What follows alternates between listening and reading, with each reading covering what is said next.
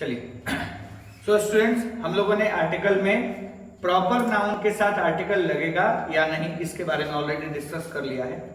अब हम लोग पढ़ेंगे कि कब काउंटेबल नाउन और कब अनकाउंटेबल नाउन के साथ हमें आर्टिकल लगाना है।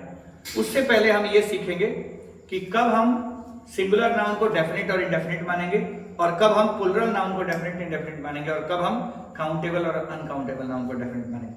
अगर हमने ये कॉन्सेप्ट समझ लिया कि हमारा नाउन कब डेफिनेट माना जाएगा और कब इंडेफिनेट माना जाएगा तो आर्टिकल लगाना बहुत आसान हो जाएगा। इसके बाद कुछ स्पेशल रूल्स होते हैं जिन रूल्स को यूज करके हम लोग ये तय करते हैं कि कब हमें द लगाना है, कब कोई आर्टिकल नहीं लगाना है। ठीक है, चलिए आइए स्टार्ट करते हैं। सबसे पहले हम लोग सीखेंगे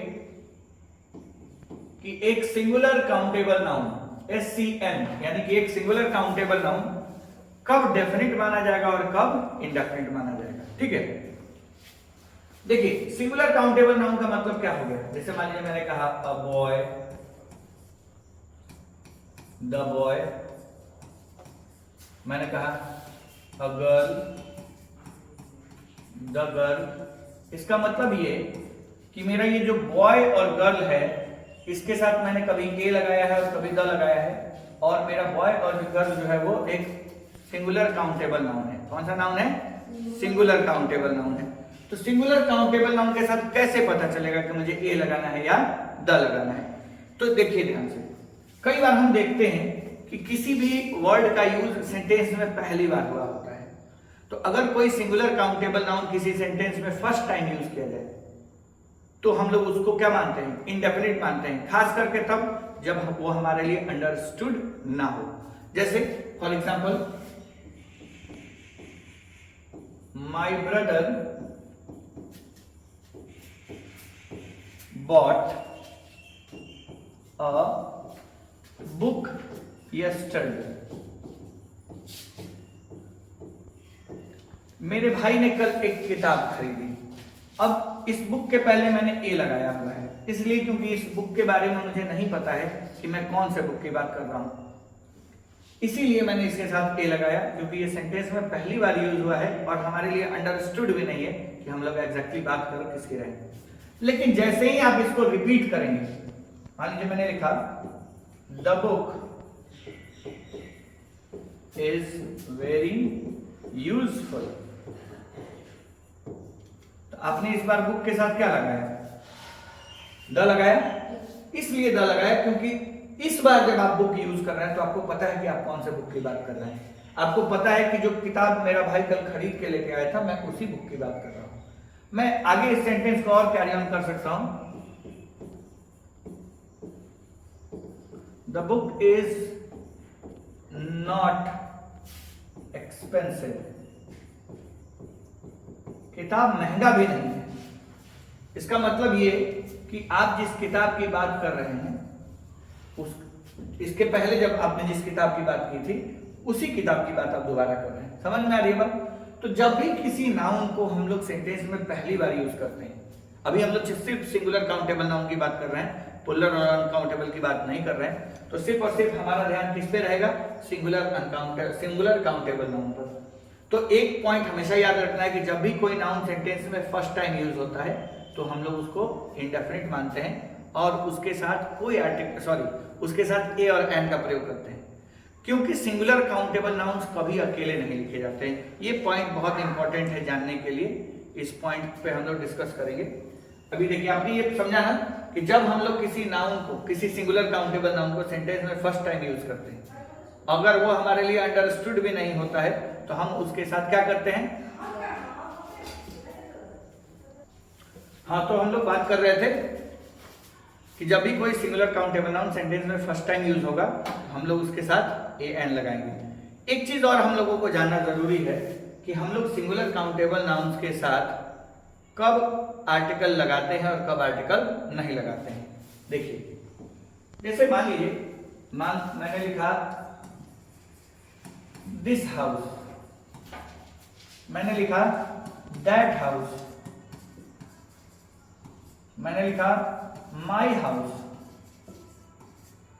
अब एक चीज बताइए मुझे, आपने हाउस को अकेले छोड़ा है क्या? नहीं, आपने ऑलरेडी उसको डिटरमाइनर दिया हुआ है और जैसा कि हम लोगों ने एकदम शुरुआत में ही पढ़ा था कि सेंटेंस में अगर किसी नाउन के साथ पहले से कोई डिटरमाइनर लगा हुआ है तो एक दो एक्सेप्शनल केसेस को छोड़ दिया जाए, जैसे बोथ, हाफ, ऑल, तो हम दूसरा कोई डिटरमाइनर उसके साथ नहीं लगाते हैं। अगर मैं चाहूं कि मैं इसके पहले माई लगा दूं तो ये गलत हो जाएगा, या मैं दिस, माई के बगल में दिस लगा दूं, अगर यहां पर मैं दिस लगा दूं तो ये गलत हो जाएगा। क्यों? क्योंकि आप किसी भी नाउन के साथ डबल डिटरमाइनर का इस्तेमाल नहीं कर सकते हैं। तो सिंगुलर काउंटेबल नाउन के पहले अगर कोई डिटरमाइनर पहले से लगा हुआ है, जैसा कि आपने इसके पीछे वाले सेंटेंस में देखा, माई ब्रदर, तो my brother, brother singular countable noun ही है, मैंने इसके पहले ऑलरेडी माई लगाया हुआ था, तो मुझे इसके साथ कोई चीज लगाने की आवश्यकता नहीं थी।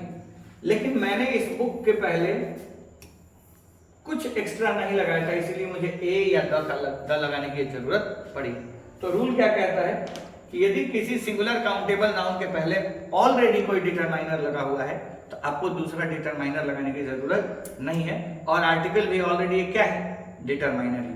मैंने एकदम शुरुआत में ही आप लोगों को बताया था कि आर्टिकल्स डिटरमाइनर्स के पार्ट होते हैं और डिटरमाइनर्स एडजेक्टिव के पार्ट होते हैं, और एक बार में हम क्वालिटी बताने वाले मल्टीपल एडजेक्टिव लगा सकते हैं, लेकिन डिटरमाइन करने वाले एक से ज्यादा एडजेक्टिव्स यानी कि एक से ज्यादा डिटरमाइनर्स का यूज नहीं करते हैं, बहुत कम ही जगहों पर देखने को मिलता है।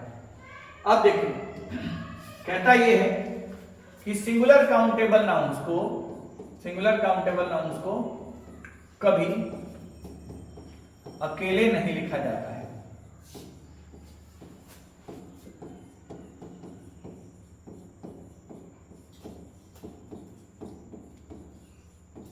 सिर्फ जैसे एक चीज बताइए, मान ली मैंने कहा a man is waiting for me at the door. अब जरा गौर करिए, मैन आपका सिंगुलर काउंटेबल नाउन है, आपने ए लगाया है, यहां पर डोर सिंगुलर काउंटेबल नाउन है, आपने द लगाया है, ठीक है। तो मैन कौन खड़ा है दरवाजे पर ये मुझे कंफर्म नहीं है, बस मुझे ये पता है कि एक आदमी दरवाजे पर खड़ा है, तो मैंने इसके साथ क्या लगाया? ए लगाया। लेकिन मुझे ये तो पता है कि वो मेरे ही दरवाजे पर खड़ा है। समझ में आ रही है बात? इसका मतलब कि डोर अंडरस्टूड है, मैन अंडरस्टूड नहीं है। डोर मुझसे परिचित है, मैन मुझसे परिचित नहीं। तो दोनों नाउन के साथ मैंने आर्टिकल लगाया। क्यों? क्योंकि एक में मुझे पता है कि मैं किस दरवाजे की बात कर रहा हूं, लेकिन दूसरा मैन के बारे में पता नहीं। लेकिन आपने सेंटेंस देखा होगा, man is mortar, man is mortar. अब मुझे एक चीज बताइए, क्या इस मैन की बात और इस मैन की बात में दोनों जगह एक ही टाइप का है क्या? नहीं, इसमें एक आदमी की बात हो रही है। अ मैन इट मींस मैं किसी एक आदमी की बात कर रहा हूं। लेकिन इसको अगर आप ध्यान से देखेंगे तो आपको पता चलेगा कि ये पूरे मानव जाति की बात कर रहा है। मनुष्य मरणशील होता है, मनुष्य मतलब समस्त मानव, धरती पर जितने मानव हैं मैं सबकी बात कर रहा हूं, तब मैं इसके साथ कोई आर्टिकल नहीं लगाऊंगा। यानी कि अगर किसी सिंगुलर काउंटेबल नाउन से किसी एक ही व्यक्ति, वस्तु, स्थान की बात होगी तो मैं उसके साथ ए एंड द जो भी लगाना होगा लगाऊंगा। लेकिन यदि मैं उस शब्द से समस्त उसके जैसे प्राणियों की या समस्त उसके जैसे उसकी जाति के विशेष के जो भी होंगे सबकी बात करूंगा तो मैं उसके साथ फिर कोई आर्टिकल नहीं लगाऊंगा। समझ में आ रही है बात? तो हमेशा याद रखना। अब जैसे मान लीजिए मैंने कहा a boy has come from a village.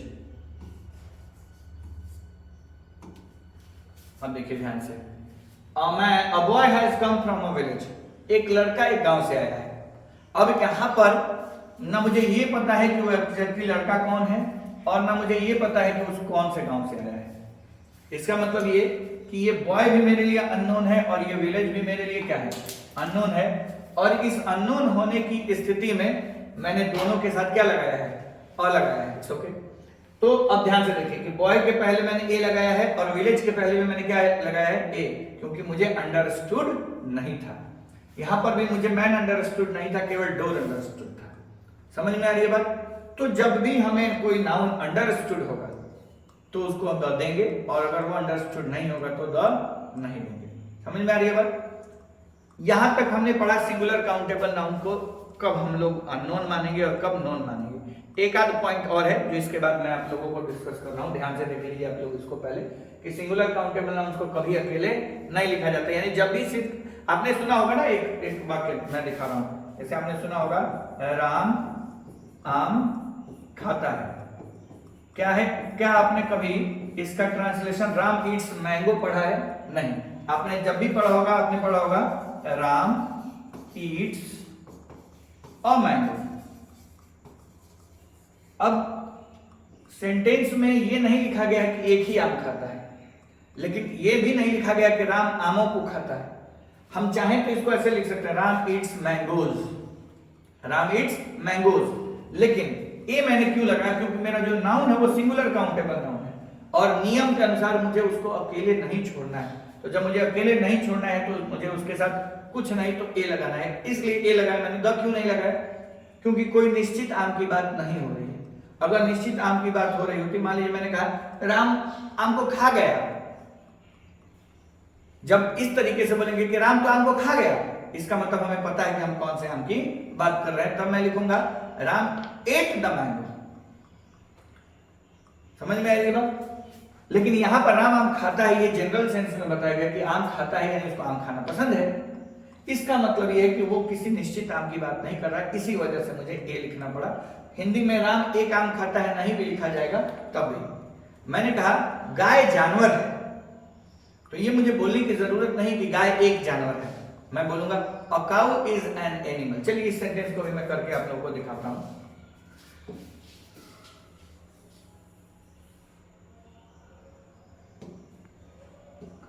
देखिए हम लोग लिखते हैं ना, गाय जानवर है,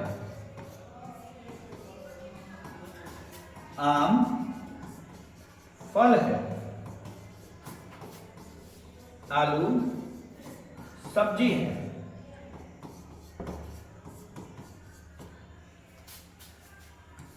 दिल्ली महानगर है, इत्यादि। इसका मतलब ये कि आपने क्या कहा, जरा देखिए, गाय जानवर है यानी गाय किस कैटेगरी से बिलोंग करती है? जानवर की कैटेगरी से। आम फल है यानी आम किस कैटेगरी से बिलोंग करता है? फल की कैटेगरी से। आलू सब्जी, आलू किस कैटेगरी से बिलोंग करता है? दिल्ली महानगर, दिल्ली किस कैटेगरी से बिलोंग करता है? महानगर से। अब आपको जरा सोचना है कि गाय जानवर है का मतलब मैं क्या लिखूंगा? अच्छा यहाँ पर क्या एक गाय की बात हुई है? नहीं, लेकिन गाय तो लिखा सिंगुलर में गया है। मैं ऐसे लिख सकता था, गायें जानवर होती हैं, गायें जानवर होती हैं। तो मैंने प्लूरल में नहीं लिखा, मैंने सिंगुलर में लिखा, तो इंग्लिश में भी सिंगुलर लिखूंगा। तो क्या मैं सिर्फ काऊ लिखूंगा तो काम चल जाएगा? नहीं, मुझे यहाँ पे क्या लगाना पड़ेगा? ए लगाना पड़ेगा। अब काऊ इज, क्या मैं केवल एनिमल लिखूंगा तो काम चल जाएगा? नहीं, तब मुझे क्या लगाना पड़ेगा? एन लगाना पड़ेगा। ठीक है, ए जो होता है वो कॉन्सोनेंट साउंड वाले नाउन्स के पहले लगता है, और एन जो होता है वो वॉवेल साउंड वाले नाउन्स के पहले लगता है। अब जरा बताइए, मैंने काऊ और एनिमल को बिना ए एन लगाए क्यों नहीं लिखा? भले हिंदी में एक गाय और एक जानवर नहीं लिखा गया फिर भी, क्योंकि इंग्लिश का नियम क्या कहता है कि आपको सिंगुलर काउंटेबल नाउन्स को कभी अकेले नहीं लिखना है, आपको उसके साथ आर्टिकल लगाना ही पड़ेगा। उसी तरीके से आम, तो क्या केवल मैं मैंगो लिखूंगा तो काम चल जाएगा? नहीं, मुझे यहाँ पर ए लगाना पड़ेगा, अ मैंगो। उसके बाद इज, क्या मैं केवल फ्रूट लिखूंगा? नहीं, a mango is a fruit. अब देखिए, आलू एक सब्जी है, क्या केवल मैं एक पोटैटो लिखूंगा तो काम चल जाएगा? नहीं, मुझे इसके पहले ए लगाना पड़ेगा, अ पोटैटो इज अ वेजिटेबल।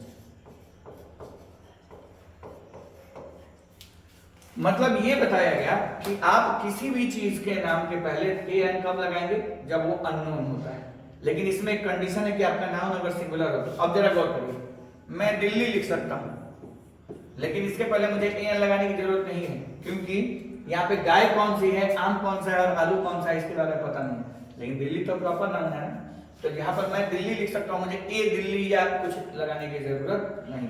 लेकिन महानगर तो एक से ज्यादा हो सकते हैं, तो उनमें से एक महानगर हमारा दिल्ली भी है, तो मैं क्या लिखूंगा? Delhi is a metro city, metropolitan को हम लोग शॉर्ट में मेट्रो कहते हैं, मेट्रोपॉलिटन सिटी कहा जाता है महानगर को, लेकिन शॉर्ट में आजकल मेट्रो सिटी लिखा जा सकता है। तो मैं क्या बोलूंगा, Delhi is a metro city. समझ में आ रही है बात? तो इतने चीजों में हमने क्या देखा कि सिंगुलर काउंटेबल नाउन्स कभी अकेले नहीं लिखे जाते हैं, और दूसरी चीज कि सिंगुलर काउंटेबल नाउन्स के पहले एक शब्द का प्रयोग नहीं भी हो तो भी an लगाया जा सकता है। क्यों? क्योंकि अगर वो हमारे लिए अननोन है, उसके बारे में पहले से कोई चर्चा नहीं हुई है, हमें अंडरस्टूड नहीं, तो हम लोग उसके साथ ए का प्रयोग करेंगे। चलिए इसको नोट करिए, इसके बाद फिर हम लोग आगे की बात करेंगे।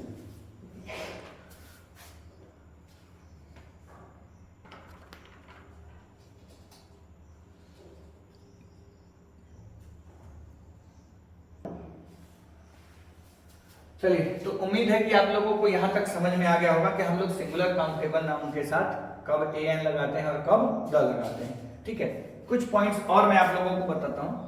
अंडरस्टूड के मामले में आपने देखा होगा कि किसी स्थान विशेष में एक ही वस्तु रखी होती है। जैसे आपके सामने ये बोर्ड है, तो आप क्या बोलेंगे, लुक एट अ बोर्ड या look at the board? Yes.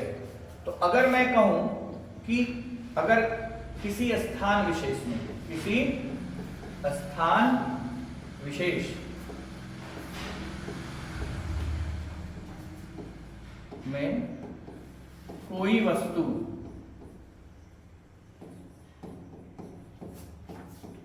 एक ही हो तो वह डेफिनिट माना जाएगा।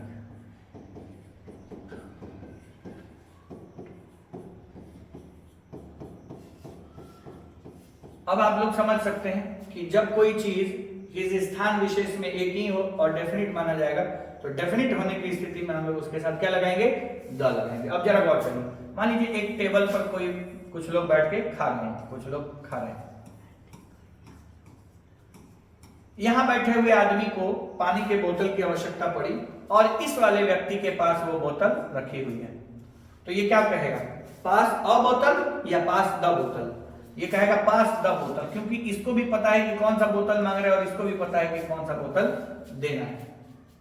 तो इसको ये क्या लिखेगा, पास द बॉटल। अब देखिए, मान लीजिए कि आप बैठे हैं और आपके हाथ में एक कलम है और मुझे उस कलम की आवश्यकता पड़ गई, तो मैं ये नहीं बोलूंगा गिव मी अ पेन, मैं बोलूंगा गिव मी द पेन। क्यों बोलूंगा मैं गिव मी द पेन? इसलिए क्योंकि मुझे भी पता है कि मैं कौन सा पेन मांग रहा हूं और आपको भी पता है कि आपके पास एक ही कलम है, तो वही कलम आपसे मांगा जा रहा है। तो आप क्या बोलेंगे, या मैं क्या बोलूंगा, गिव मी द पेन। लेकिन अगर आप किसी दुकानदार के पास चले गए और उससे आपने कहा कि एक कलम दे दीजिए, तो क्या उस दुकानदार को पहले से पता है कि आप उससे कौन सा कलम मांग रहे हैं? नहीं। तो आप उससे द पेन नहीं बोलेंगे, तब आप उससे बोलेंगे गिव मी अ पेन, क्योंकि उसको ये नहीं पता है कि आपको कौन सा कलम देना है। ये अलग बात है कि आप उससे कह सकते हैं मुझे किसी पर्टिकुलर ब्रांड का कलम चाहिए, किसी पर्टिकुलर रंग का कलम चाहिए, समझ में आई बात, किसी पर्टिकुलर क्वालिटी की कलम चाहिए। लेकिन अगर आप किसी व्यक्ति के हाथ में रखे हुए कलम की बात करते हैं, या मान लीजिए आपके पास एक कलम रखी हुई है, मैंने इशारा करके कहा गिव मी द पेन, तो आपको पता है कि कौन सा कलम देना है, लेकिन दुकानदार को पता नहीं। तो जब आप बहुत सारे ऑप्शंस में से किसी एक ऑप्शन को चुनेंगे, तब आपको ए लगाना है। बहुत सारे ऑप्शंस में से किसी एक ऑप्शन को चुनेंगे तो ए लगाना है। लेकिन अगर आपके पास एक ही ऑप्शन है, तो पता है दोनों को, बोलने वाले को और सुनने वाले को, दोनों को पता है कि वो किसकी बात कर रहा है। इसके अलावा जैसे मान लीजिए आपके घर में एक दरवाजा है, तो मैं क्या बोलूंगा, क्लोज द डोर या ओपन द डोर, क्योंकि दरवाजा एक ही है। ठीक है, अब चलिए मैं आपको एक एग्जांपल से समझाने की कोशिश करता हूं।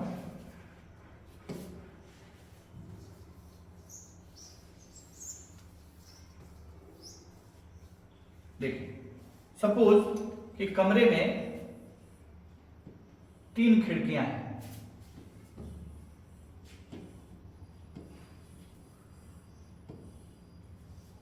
और आपको कहा गया कि खिड़की खोल दीजिए। अब जरा गौर करिए, आप तो कंफ्यूजन में पड़ जाएगा ना कि मुझे कौन सी खिड़की खोलनी है, खिड़की ए खोलनी है कि खिड़की बी खोलनी है या खिड़की सी खोलनी है। तब मैं आपसे क्या बोलूंगा, प्लीज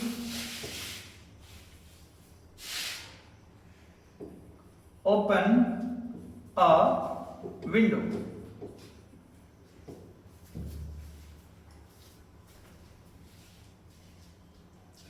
तो हमने ये सोचा कि अगर हमारे पास 3 खिड़कियां हैं और मुझे उनमें से एक ही खिड़की खोलनी है और कंफर्म नहीं है कि कौन सी खिड़की खोलनी है, तो मैं क्या बोलूंगा, प्लीज ओपन अ विंडो। लेकिन सपोज करिए कि मेरे रूम में एक ही खिड़की है और मैंने आपसे कहा कि जरा खिड़की खोल दो, तो अब मैं यहां पे क्या बोलूंगा, प्लीज ओपन द विंडो।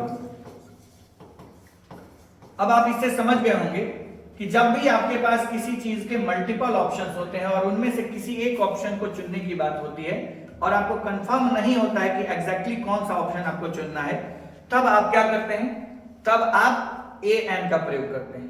लेकिन जब आपके पास एक ही ऑप्शन है तब आपको पता है कि आप उसी ऑप्शन की बात कर रहे हैं, इसीलिए आप, समझ में आई बात। आपने सुना है अक्सर लोग कहते हैं don't tell a lie, don't tell a lie, और लोग कहते हैं स्पीक द ट्रुथ, झूठ मत बोलो, सच बोलो। लाई के पहले ए क्यों और ट्रुथ के पहले द क्यों? अब आपके सामने एक छोटा सा सवाल, 2 + 2 क्या होता है, 4। इसके एक ही पॉसिबल आंसर है कि एक से ज्यादा? एक ही पॉसिबल आंसर है कि 2 + 2 4 होगा और कुछ नहीं होगा। तो एक बात बताइए, किसी भी क्वेश्चन का करेक्ट आंसर एक ही ना हो सकता है। अगर मैं 2 + 2 1 लिख दूं, 3 लिख दूं, 5 6 7 8 9 जितने भी लिखूंगा, 4 छोड़ के सब क्या होंगे, गलत आंसर होंगे। तो किसी एक क्वेश्चन के मल्टीपल गलत आंसर्स हो सकते हैं, लेकिन सही आंसर जब भी होगा कितना होगा, एक ही होगा। तो उसीलिए झूठ तो कोई भी हो सकता है। अगर मान लीजिए आपने मुझसे कुछ पूछा और मैंने उसका झूठ बोल दिया, तो आप कहेंगे आप झूठ बोल रहे हैं। इसका मतलब क्यों? क्योंकि आपको सच पता है और झूठ, मैं जितनी बार सच को छोड़ के जितनी बार बोलूंगा सबका सब झूठ होगा। तो हमेशा याद रखिएगा कि ट्रुथ एक ही होता है, लाई कई हो सकते हैं, इसलिए लाई के पहले ए और ट्रुथ के पहले द का प्रयोग किया जाता है। चलिए, यहां पर आपने खिड़की के एग्जांपल से समझ लिया। तो नॉर्मली आप देखिए, अच्छा किसी ने कहा कि मैं स्टेशन जा रहा हूं, चलिए मैं आपको एक पेज आगे लेके चलता हूं। आपसे किसी ने कहा कि मैं स्टेशन जा रहा हूं। अब मुझे एक बात बताइए, सामान्यतः किसी शहर में कितने स्टेशन होते हैं? अगर मेट्रो सिटी भी होगा तो क्या उसके पास उस मेट्रो सिटी में पड़ने वाले सारे स्टेशन एक ही के आसपास होंगे? नहीं। जब भी कोई व्यक्ति जहां रहता होगा अपने हमेशा नजदीक वाले स्टेशन की बात कर रहा होगा। वो कहेगा मैं पोस्ट ऑफिस जा रहा हूं, मैं गार्डन की तरफ जा रहा हूं, इसका मतलब साफ है कि अंडरस्टूड है। तो जब भी कोई स्थान नॉर्मल किसी जगह पर एक होता है तो क्या बोलेंगे, जैसे स्टेशन हो गया, पोस्ट ऑफिस हो गया, बैंक हो गया, पार्क हो गया, सिनेमा हो गया,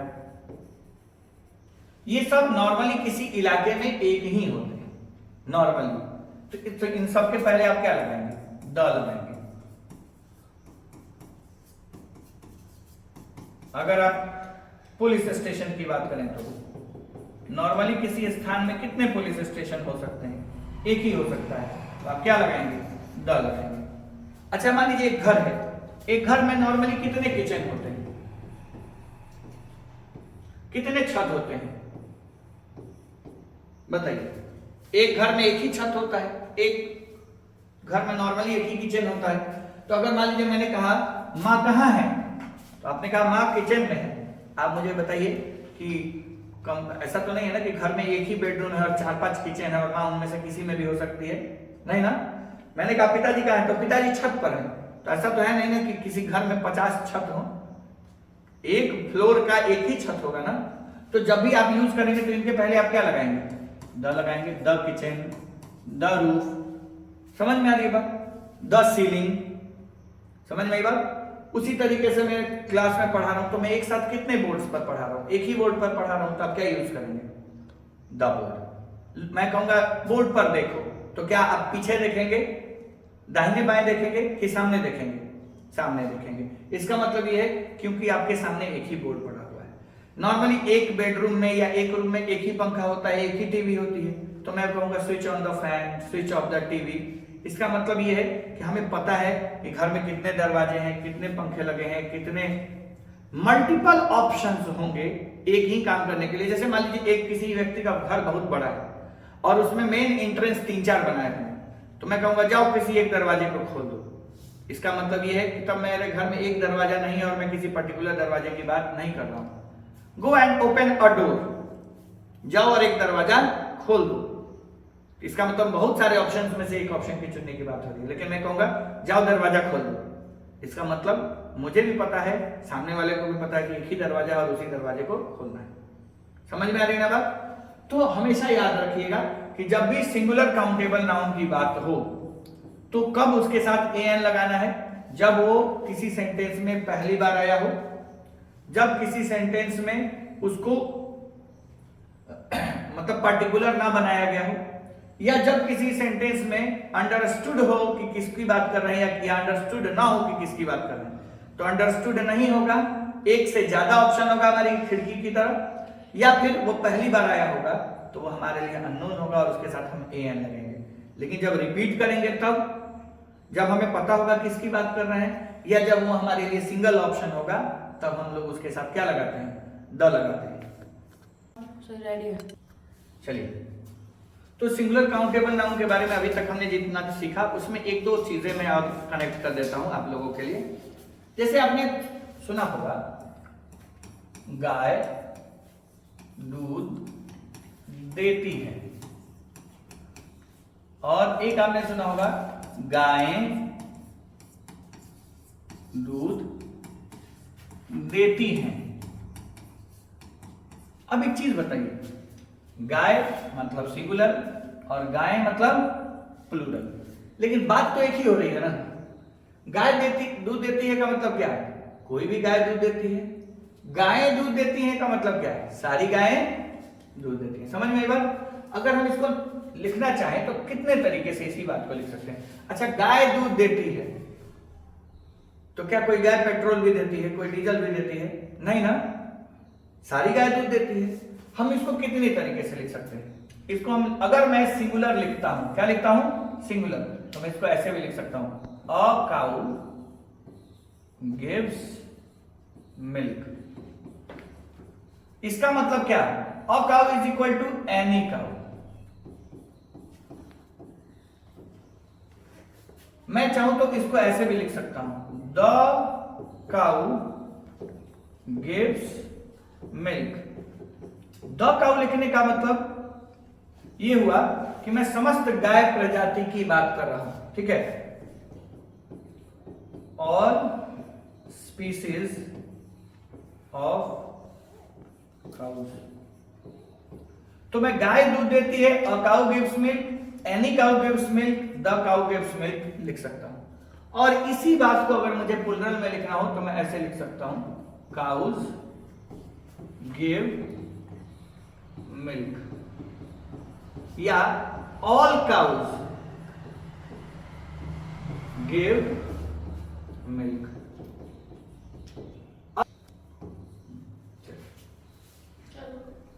चालू कर दिए? चलिए, कोई नहीं। आपने ये देखा कि काउज गिव मिल्क या ऑल काउज गिव मिल्क। यहां पे ऑल काउज का मतलब ही यहां पर भी सेम है कि सारी गायें दूध देती हैं। तो जब हम अभी तक हम लोग ने प्लूरल नाउन के डेफिनेट इंडेफिनिट होने पर विशेष चर्चा नहीं की है। इसके बाद हम लोग जब प्लूरल नाउन और उसके बाद अनकाउंटेबल नाउन पर चलेंगे तो फिर ये बात और उस समय ज्यादा मैं क्लियर करूंगा। अभी हम लोग सिंगुलर सीख रहे थे, इसलिए मैंने सिर्फ कंपैरिजन किया कि या तो सिंगुलर काउंटेबल नाउन हो या फिर प्लूरल नाउन हो, और इसकी सहायता से ऑल ऑफ सेम काइंड, यानी एक जैसे जितने हैं अगर सबकी बात की जाए सिंगुलर काउंटेबल नाउन या प्लूरल नाउन की सहायता से, तो सिंगुलर काउंटेबल नाउन के पहले हम लोग द या ए कुछ भी लगा सकते हैं, लेकिन प्लूरल नाउन के पहले हम लोग कुछ भी नहीं लगाएंगे। तो गाय दूध देती है और काउ गिव्स मिल्क या द काउ गिव्स मिल्क, और गायें दूध देती हैं, काउज गिव मिल्क। यहां पे द लगाने की जरूरत नहीं है, क्योंकि द लगाने का मतलब है कि हम किसी पर्टिकुलर गाय या गाय की संख्या की बात कर रहा हूं मैं। लेकिन अगर मैं कहूं काउज गिव मिल्क, यानी जितनी धरती पर गायें हैं मैं सबकी बात कर रहा हूं। तो हमेशा याद रखना है सिंगुलर काउंटेबल नाउन की सहायता से जब भी उसके जैसे जितने हैं सबकी बात की जाए तो हम उसके साथ ए या द दोनों लगा सकते हैं। एक और एग्जांपल से देख लेते हैं। जैसे मान लीजिए मैंने कहा कुत्ता वफादार जानवर होता है। अच्छा, आपने एक चीज देखा होगा सेंटेंस में, एक में लिखते हैं है और एक में लिखते हैं होता है। मैं इसका भी एग्जांपल भी दूंगा आप लोगों को। तो यहाँ कुत्ता वफादार होता है का मतलब एक कुत्ते की बात हो रही है, नहीं, किसी भी कुत्ते की बात हो रही है या सारे कुत्तों की बात हो रही है। तो आप इसको दो तरीके से बना सकते हैं। A dog is a faithful animal. आप इसमें अ डॉग की जगह द डॉग भी लिख सकते हैं। अ डॉग से ये सेंस मिलेगा कि कोई भी कुत्ता, और द डॉग से ये सेंस मिलेगा कि जितने प्रकार के कुत्ते हैं मैं सबकी बात कर रहा हूं। एक और एग्जांपल मैं आपको देना चाहूंगा। जैसे आपने कहा कि है और होता है में क्या फर्क है, ठीक है। जैसे मान लीजिए मैंने कहा कुत्ता वफादार होता है और मैंने कहा कुत्ता वफादार है। तो कुत्ता वफादार होता है और कुत्ता वफादार है, इस दोनों में अंतर यह है, होता है का मतलब उसका जनरल स्वभाव, लेकिन है का मतलब मैं किसी पर्टिकुलर कुत्ते की बात कर रहा हूं। तो उस समय मैं क्या लिखूंगा, द डॉग इज फेथफुल। इसका मतलब मैं किसी पर्टिकुलर कुत्ते की बात कर रहा हूं। अगर मान लीजिए आपने कहा चाय गर्म है, यानी कि किसी पर्टिकुलर चाय की बात कर रहे हैं, तो आप क्या बोलेंगे, द टी इज हॉट। लेकिन तभी किसी ने कहा चाय तो गर्म ही होती है, चाय गर्म होती है,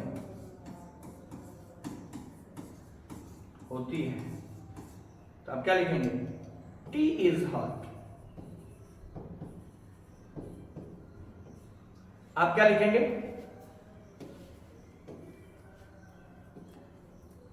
टी इज हॉट।